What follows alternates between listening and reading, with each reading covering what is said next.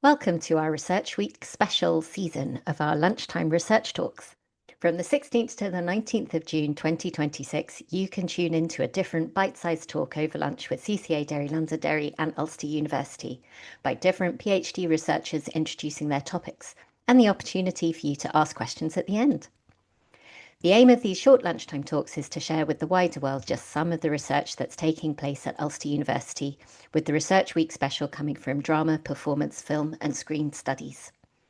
The talk will last no more than 30 minutes, including Q&A, and you can see the archives from our previous seasons on our YouTube channel. Search for CCA Derry Londonderry on YouTube to find it. And this week's talk will join them if you want to watch them again or catch any you may have missed. Thank you to Ulster University, especially Dr. Brian Bridges, Dr. Catherine O'Hara and Professor Justin McGee, and to our funders, Arts Council of Northern Ireland, Derry City and Strabane District Council and Garfield Weston Foundation. Housekeeping. Please mute. Please put your questions in the chat as we go along. We are recording, but we won't be recording the Q&A, so don't be shy. Ask that question and enjoy. So let's welcome Wednesday's speaker, Lorna Allen. Genre Without Borders, Shudder Subscribers and the Global Circulation of Horror. The received wisdom in media economics is that English-speaking audiences resist foreign language content. This talk argues that Shudder, through curation, distribution, strategy and co-production, has deliberately built an audience that proves otherwise. One that actively seeks out and embraces subtitled non-Anglophone horror. In doing so, Shudder has levelled the playing field for diverse voices from around the world, removing the traditional barriers that have long determined which national cinemas reach global audiences. Drawing on original research across 7 countries, it offers empirical evidence of a platform reshaping the cultural circulation of contemporary horror. Lorna Allen is a PhD researcher at Ulster University, investigating how the horror streaming platform Shudder has shaped contemporary horror cinema and global horror culture, with a focus on film distribution, industry studies and audience reception. Drawing on 16 years of professional experience in communications, marketing and film journalism, including festival coverage at Cannes and Venice, her research combines industry expertise with academic rigour. She holds MAs with distinction in media studies from Ulster University and film studies from Queen's University Belfast. So over to you, Lorna. Thank you, Catherine. Okay, so my PhD examines how Shudder AMC Network's horror-dedicated streaming platform has reshaped the production, distribution and global circulation of contemporary horror cinema. Before the streaming era, international horror films, particularly non-English language films, often struggled to reach beyond their domestic markets. Unless they secured a theatrical release, which was rare, many were confined to VHS, DVD, or niche video-on-demand services with minimal marketing and limited visibility, especially in English-speaking territories.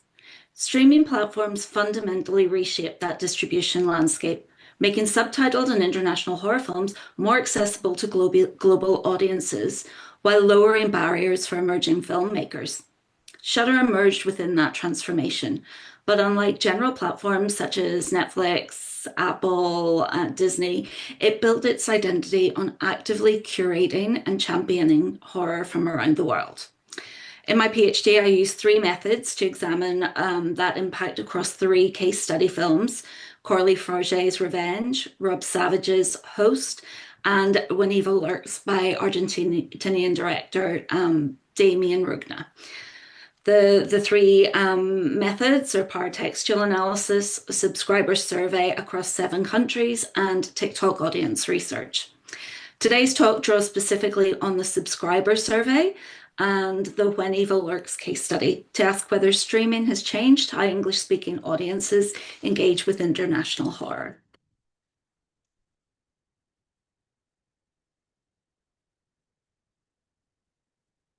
In 1988, media economists Hoskins and Maris sought to explain why American television dominated global markets. Their answers centered on what they called cultural discount, the idea that media rooted in one national culture loses value as it crosses borders because much of its content may not resonate with or be understood by foreign audiences. They argued that audiences struggle to identify with the styles, values, beliefs, institutions, and behavioral patterns of foreign content. This difficulty creates distance and leads to disengagement. Subtitling and dubbing, they argued, only increase the cultural discount. However, this model was developed for a specific historical moment, a world before streaming, social media, TikTok, or transnational niche audience communities. Amanda Lotz has since shown that subscription video on demand sector operates on fundamentally different logics. Subscriber funded, on demand, and organized around what she calls loved by some rather than the least objectionable programming that dominated the broadcast era. Lotz's framework helps explain why a platform like Shudder is commercially viable at all. It does not need a mass audience, only a passionate one.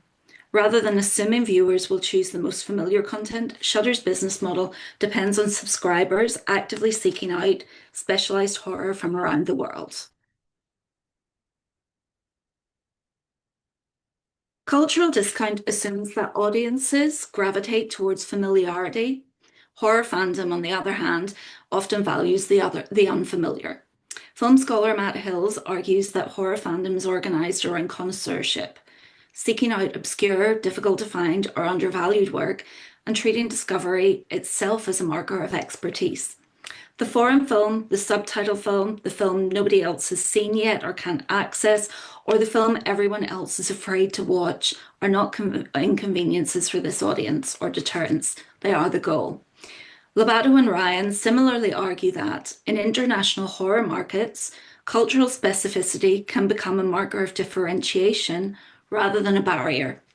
Films that embrace their national distinctiveness often perform better in cult and long-tail markets than those that suppress it. More broadly, they argue that distribution is not a neutral pipeline between production and audience. It actively shapes what genres look like, which films get made, and what audiences are built to receive. That idea sits at the heart of my thesis. Through its catalogue, curation, and now its co-productions and productions, Shudder is not simply distributing horror. It is helping define what horror means for its subscribers, which national cinemas become visible, and what kind of horror films are made, and which filmmakers are able to build international careers.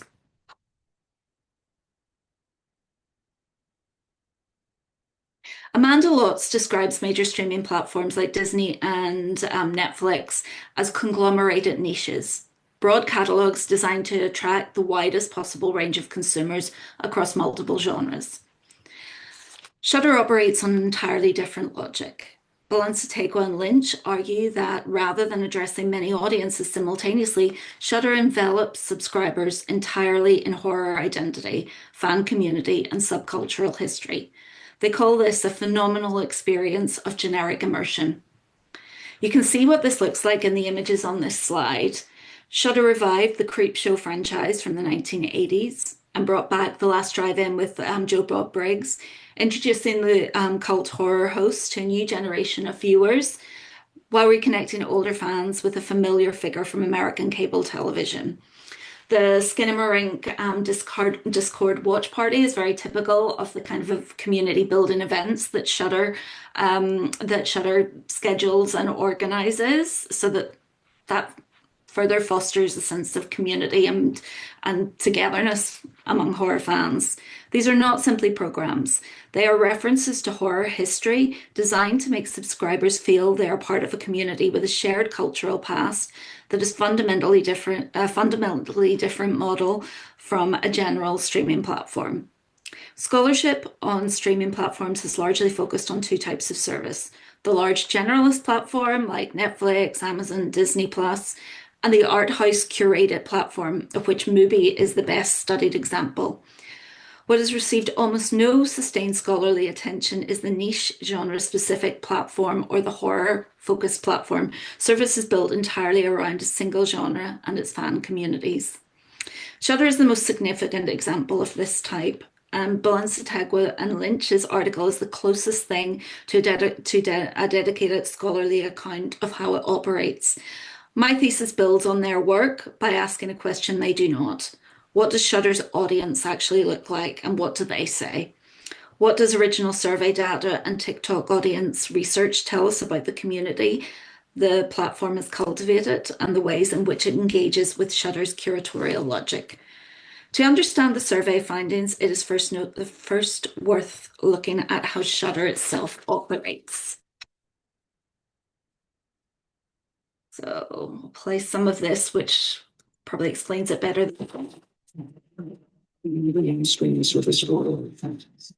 It's just season of screens. Yeah. So for you originals, it's real. Exclusive parameters. Every week for the rest of the year. Okay, we got some momentum. Season of screams, screaming now. So, what is Shudder? It's a subscription streaming service dedicated entirely to horror, launched in 2015 by AMC Networks, the studio or the company behind The Walking Dead and Breaking Bad. It operates in 6 Anglophone territories: the US, the UK, Ireland, Canada, Australia, and New Zealand. The key thing that distinguishes it from Netflix or Amazon is that it does not use an algorithm to recommend content. It is programmed by a small team of horror experts. Former VP of Programming Samuel Zimmerman described it as a space for discovery rather than passive browsing, less scrolling, more curation. Horror film critic BJ Colangelo puts it well. Shudder is curated by people with a personal touch, reminiscent of the golden days of video store clerk recommendations. The curatorial logic is what makes Shudder interesting for my research. It did not just make horror available, it made specific kinds of horror available, including a great deal of non-English language horror from around the world. I'll begin with what the audience responses reveal before bringing that argument to life through a case study. So one of the clearest findings from my survey is that subscribers themselves believe Shudder has had a significant impact on horror culture. Over 78% of respondents said the platform had influenced the genre. Of those, around half said its greatest contribution has been introducing audiences to international horror they might never have otherwise have discovered. This is a striking finding. Rather than seeing non-English language horror as a niche part of the catalogue, subscribers increasingly view it as central to Shudder's identity and influence. And before exploring those perceptions in more detail, let me just explain how the research was conducted.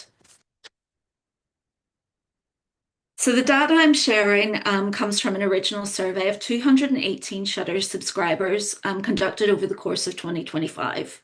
I recruited participants through online horror and Shudder communities, Facebook groups, TikTok, online horror forums, and in person at the Overlook Film Festival in New Orleans, where Shudder was celebrating its 10th birthday celebrations. The survey covered all 6 of Shudder's main operating territories. It's also available in a much more limited capacity in Germany and Austria. So I think one of the 7th country represents that, but mainly it's an Anglophone platform. The US and UK together accounted for 80% of respondents. These are the markets where cultural discount theory predicts the strongest resistance to foreign language content. The sample therefore provides a particularly rigorous test of my argument. Before discussing international horror consumption, it's important to establish who this audience is. This is not the general broadcast audience Hoskins and Mirris described in 1988. Instead, 74% of respondents identify as devoted horror fans, and none consider themselves newcomers to the genre. For these subscribers, horror is a cultural identity rather than a casual entertainment choice. Henry Jenkins describes fan communities as knowledge cultures, groups organized around the collective production, that's the cat's litter tray, or the cat's feeder, apologies, around the collective production and circulation of meaning. The survey reflects this directly. 58% of respondents said they feel part of a horror community through Shudder. Of those, 78% share reviews online and 42% participate in watch parties or live events, whether official or unofficial ones. These are active participants in genre culture, not passive consumers.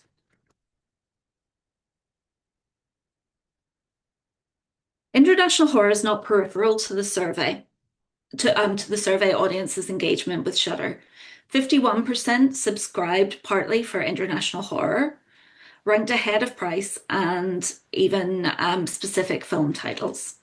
The platform is also changing viewing habits. 67% of respondents reported watching more international horror since subscribing to Shudder. Breaking this down, 32% watched significantly more and 35% watched somewhat more. This represents a measurable behavioral shift. International horror is not simply available on Shudder, it is actively shaping what its subscribers choose to watch. This is where cultural discount theory is most explicit. Renault and Littman describe US viewers as unusually intolerant of foreign programming, resistant not only to subtitle and dubbing, but even to British accents. Rather than port the original program, they argued for importing the format and remaking it for domestic audiences. In cinema, this logic produces the Hollywood remake. For Hoskins and Mirris, subtitles do more than inconvenience viewers. They add a layer of linguistic distance to the cultural distance already created by unfamiliar values, behaviors, and settings.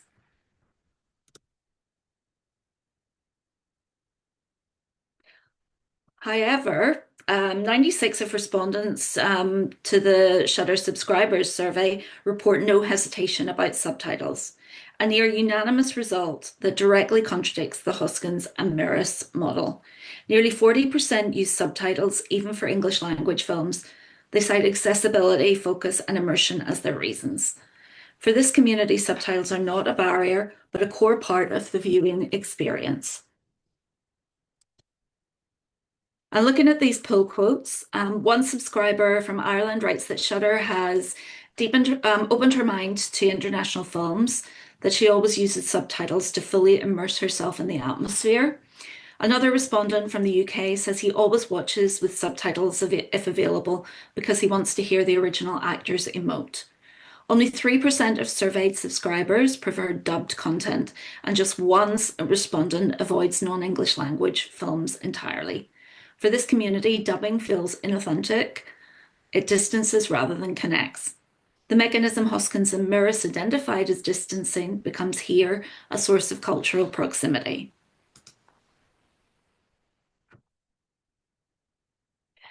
Shudder's influence rests on subscribers' trust in its catalogue and curatorial choices. The data suggests that this trust is well placed. Shudder's influence rests, when asked what the label Shudder Original signaled, respondents most frequently associated it with independence, uniqueness, and experimentation. Around 30% of respondents also explicitly linked it to international horror. For context, a Shudder Original is content distributed exclusively by the platform across all its territories in which it operates, whether acquired, co-produced, or fully produced by Shudder itself. For this audience, the Shudder Original label has become a mark of quality, one closely associated with the kinds of international horror that cultural discount theory predicts viewers should avoid.